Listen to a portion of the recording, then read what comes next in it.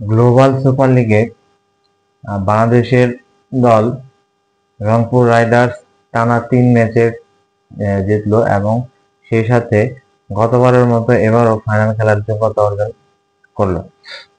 নুরুল হাসান সোহান global super লিগে রংপুর রাইডার্সকে দুর্দান্ত নেতৃত্ব দিচ্ছে।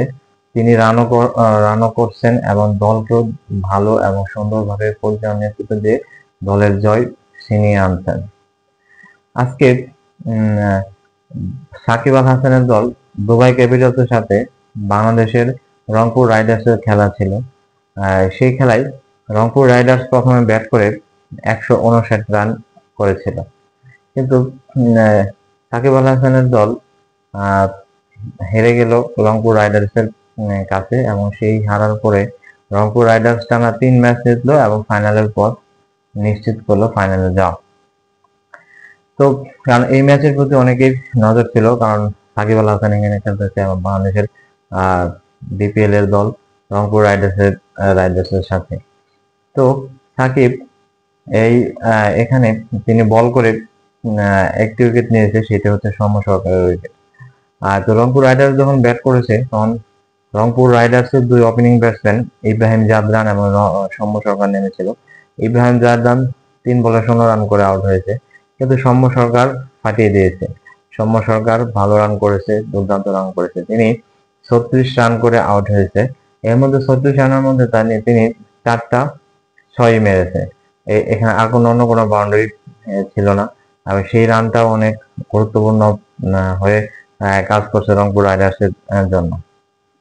তারপর শেষ দিকে অধিনায়ক নুরুল হাসান সোহান ১৮ বলে ৩৪ রান করেছে। তিনি ১৭৭ স্ট্রাইক রেটে ব্যাট করে দলকে ১৫৯ রানের মতো এবং ফাইটিং স্কোর আনার জন্য তিনি গুরুত্বপূর্ণ ভূমিকা পালন করেছেন।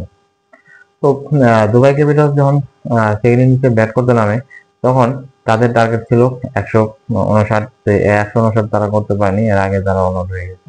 বিশেষ করে ১১৩ রানে যখন ৭ উইকেট পড়ে গিয়েছিল তখন ধরেই নিয়েছিল সবাই যে অল্প কিছুক্ষণের মধ্যে বা নির্দিষ্ট সময়ের পরেই রংপুর রাইডার্স জিতে যাবে এবং গ্লোবাল সুপার লিগে টানা ৩টি ম্যাচ জিতে ফাইনাল খেলবে। কিন্তু তাদের প্লেয়ার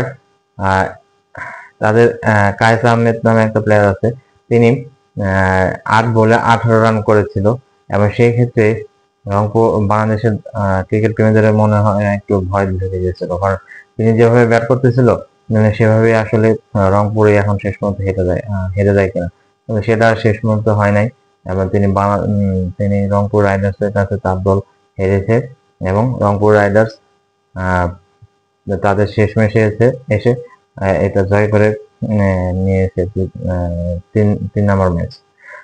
যে জয়ের ফলে এই রংপুর রাইডার্স একটা রেকর্ড করে নিল, সেটা হচ্ছে তিনি গতবারও ডিফেন্ডিং চ্যাম্পিয়ন ছিল, ফাইনাল খেলেছে, এবারও প্রথম দল হিসেবে গ্লোবাল সুপার লিগে ফাইনালে উঠে গেল। তো এর মধ্যে আমি একটা কন্টেন্টে আলোচনা করেছিলাম যে নুরুল হাসান সোহানকে জাতীয় দলে বিবেচনা করা হচ্ছে। হয়তো কিছুদিনের পরে নুরুল হাসান সোহান জাতীয় দলে ঢুকে যাবে, কারণ তার ক্যাপ্টেন্সি, তার রান করার দক্ষতা সব দিক বিবেচনা করি নুরুল হাসান সোহান যে কোনো সময় জাতীয় দলে ঢুকে যেতে পারে। আরেকজন প্লেয়ারের কথা না বললে হয় নয়, এই খালেদ আহমেদকে বাংলাদেশে সাধারণত টেস্ট বোলার হিসেবে বিবেচনা করা হয়। তিনি কিন্তু এই গ্লোবাল সুপার লিগে রংপুর রাইডার্স হয়ে তিনি যেভাবে বল করছেন এবং যেভাবে দলকে জেতাতে সাহায্য করেছেন সেটা এক অনন্য। এই খালেদ আহমেদ প্রায় প্রত্যেকটা ম্যাচেই তিনি ডেথ ওভারে এসে উইকেট পাচ্ছেন এবং রান চেঞ্জ দিচ্ছেন, যেটা সবার চোখে পড়েছে এবং আশা করা যায় নির্বাচকেরাও এই রংপুর রাইডার্সের প্লেয়ারদের উপর নজর রাখবেন এবং পরবর্তী দল ঘোষণার ক্ষেত্রে এখান থেকে বিবেচনা নেবেন। এবং এই খালেদ আহমেদ, নুরুল হাসান সোহান সামনে টি-20 ম্যাচেও তারা সুযোগ পেতে পারে এবং দলকে তারা জেতাতে সাহায্য করেছেন। আশা করা যায় রংপুর রাইডার্স ফাইনালে জিতে নেবে এবং গতবারের মতো চ্যাম্পিয়ন হয়ে আবার দেশে ফিরে আসবে। ধন্যবাদ সবাইকে। ভালো থাকবেন।